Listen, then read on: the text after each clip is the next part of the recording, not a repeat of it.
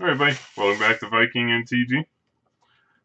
In honor of open boosters, I watched him open a Dominaria box today.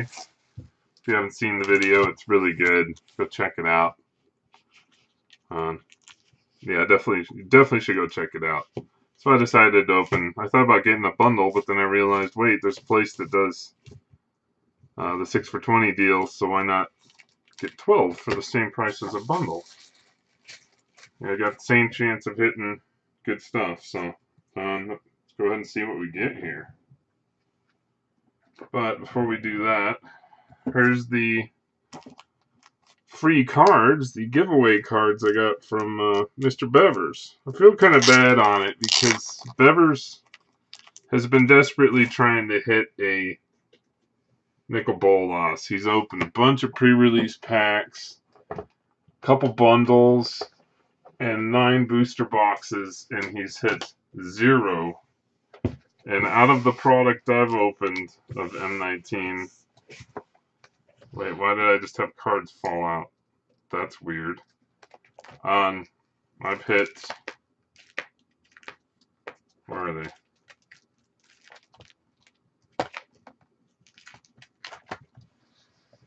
Four. You know, it just shows you and I hit a full promo, but I traded the full promo. So, it shows you the randomness of Magic the Gathering. Especially Magic the Gathering cards. I don't know why I have these falling out of the binder.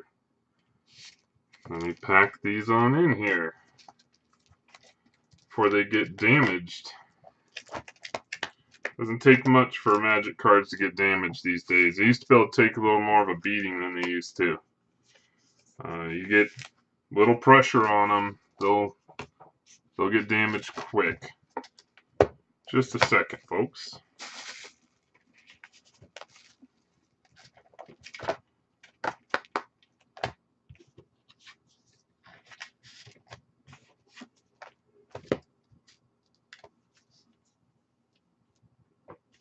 And where do I have miscallers? There they are.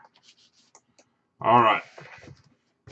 That was really weird. I don't know why those just suddenly appeared there. That was really strange. Oh no, those were the cards. The cards Bevers gave me. What am I thinking? They just kind of splayed out there. Yeah, that's the cards Bevers gave away in exchange for for nothing. He was trying to open a bolus, and he was opening 3 different boxes, and he would take 6 rares and put them in a pile, and then give them all away. It was very cool of him. At the same time, it was very depressing to see him not get there. So let's see what we get here. I, of course, am looking for Teferis. I've got 4 Teferis, but another one would always be nice to put towards the old, towards the next set. Just so you know, I am not going as big on M19. Oh, so we have a legendary rare. We have a Damping Sphere and a Karazov. Terrible legendary rare. I'm not going as big on guilds as I did, as far as pack openings, as I did with Dominaria and M19. Dominaria I did really well with. I made money on Dominaria. And it's been a while since I made money on a product. So I went big on M19 too, hoping, and I was proven way wrong. It was not worth it. M19, you know, when it's only the mythics that are worth something, your odds are just not there. And now I'm looking at the set so far. You have Assassin's Trophy. That's going to be an expensive card as far as rares, but besides that, it's going to be all mythics again, and the Shocklance. So I just don't see the value being there. You're not going to make money on boxes. So I will probably open, you know, some. I'll open whatever I pre-order. And then from there, I'll be doing singles. So, Firefist Adept. I will do deck text on it, of course. Curator's Ward, Howling Golem, and another legendary, Zahid, Gen of the Lamp. So I don't really, I'm just not feeling the set. It's cool. It seems to have some cool cards. As far as value, I just don't see the value being there. Until I see the game stores more full of people, a little more demand, I don't see card values going high. We have a Dauntless Bodyguard, Diligent Excavator, Siege and Siege Gang Commander. And Teferi is played so heavily that any other Planeswalker that comes out is going to be blah compared to him. I just don't see the Planeswalker. I'm looking at the Planeswalkers in this set, in the new set, and the Vraska and the Ral Zarek are, I mean, lackluster. They're not that great, so I don't see those having much value. We have a Nature Spiral, Memorial to Glory, a Verdant, and a Verdant Force. There may be some rares that spike, but the mechanics, I don't like the mechanics in the new set. The Mentor mechanic is okay. The Convoke mechanic is alright, but it only pays for one for each creature you tap. How many creatures are you going to want to tap out to put one creature out? If it was like Galta, where I got a damage card right out of the pack, I don't know if you can see it, and that's the rare, either the rare or the legendary. But I just don't see, I'm just going to say I don't see much value in set. So I'm not going to go huge on it like I did for M19 and Dominaria. Uh-oh, I got a crying child out in the hallway.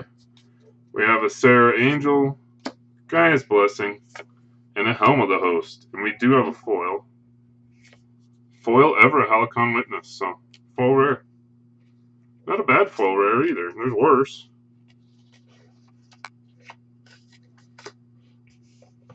And nothing fantastic. Helm of the Host is great. It's playable. I know it's 5 to equip, but it's highly playable.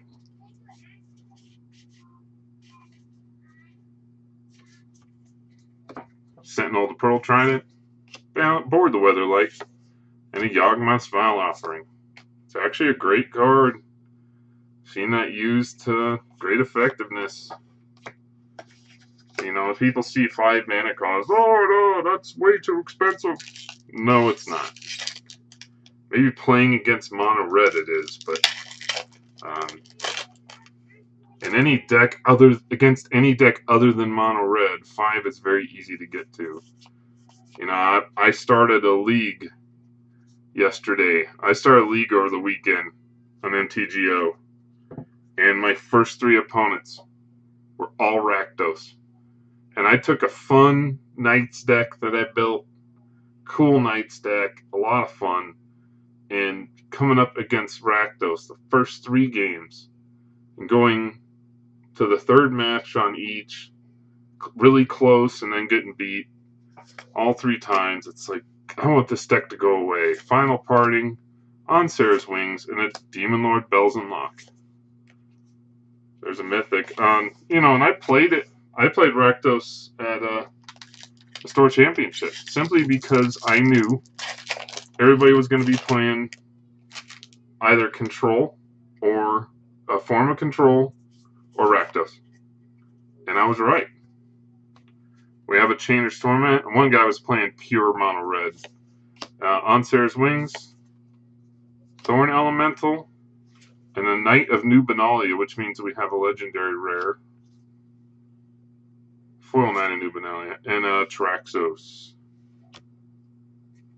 Traxos is awesome with Sarkon's Unsealing. 4 mana trigger, do 4 to everything, and then as long as you have, say, a Gore Claw in your hand, untap him next turn, swing. He's great. Memorial to Genius.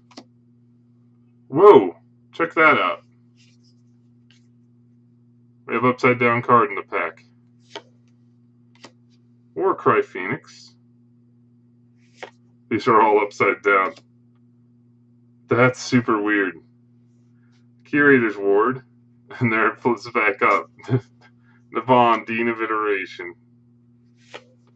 That was super strange. Alright. 3 to go. No Teferi. I think that Demon Lord Bells Unlock will probably be our only mythic, but we'll find out. I thought Bells Unlock would be more played than he was during. Well, he's still going to be in Standard a while though. We have a Dauntless Bodyguard, Solid Soothsayer, and another Helm of the Host, and an Urgros the Empty One. So we got 2 Helm of the Hosts in 12 packs. What are the odds there? That's odd. 1 Damping Sphere. That's a bonus.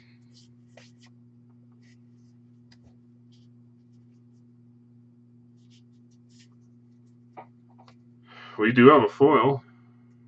We have a Fight with Fire. More upside down cards. What's going on here? Or the Weatherlight. And a Kamal's Druidic Vow. And a foil Helm of the Host. This has been odd. This has been a strange opening, but that's a great hit. Foil Helm of the Host is awesome. We got double foil rares out of 12 packs. Even if we don't have a Teferi in the last pack, I'm not going to complain. That's pretty crazy. Double foil rares, 2 regular Helm of the Host, 1 foil. We got upside down uncommons. This is all just really weird.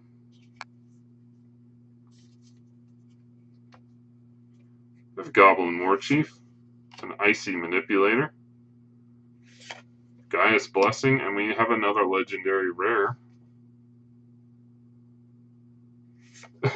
What's with the duplication?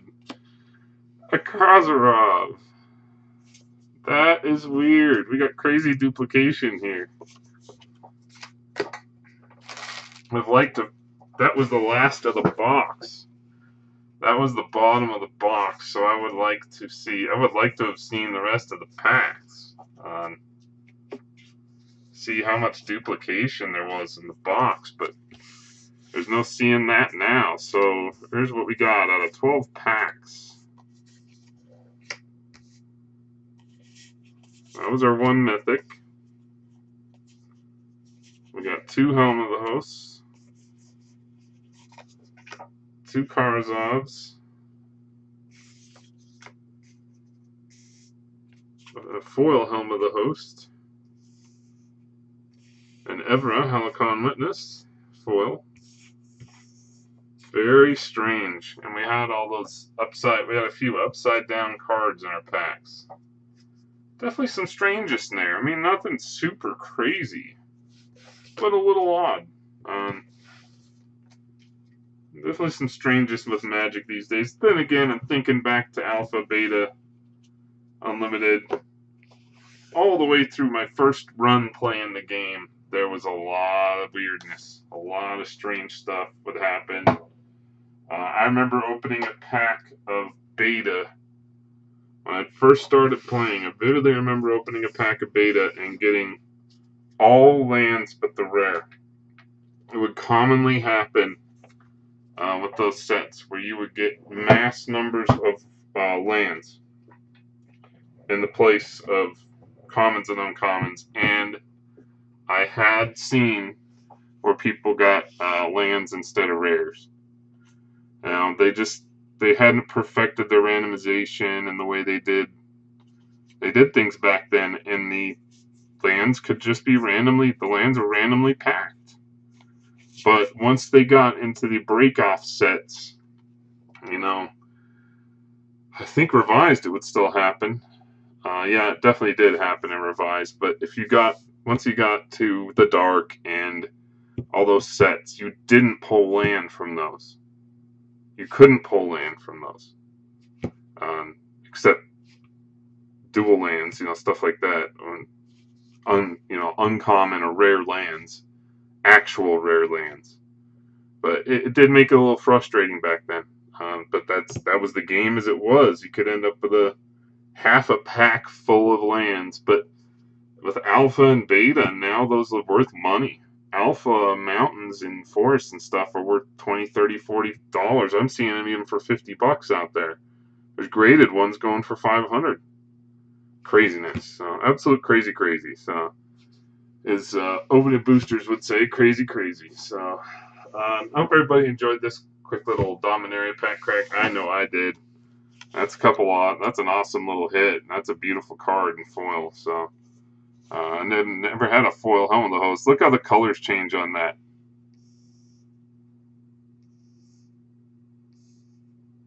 Seriously, that's wild. All right, everybody, talk to you later. Like, comment, subscribe, please. If you see this, please click that like button. It really helps me be seen and get my subscribers up. Talk to you later. Peace.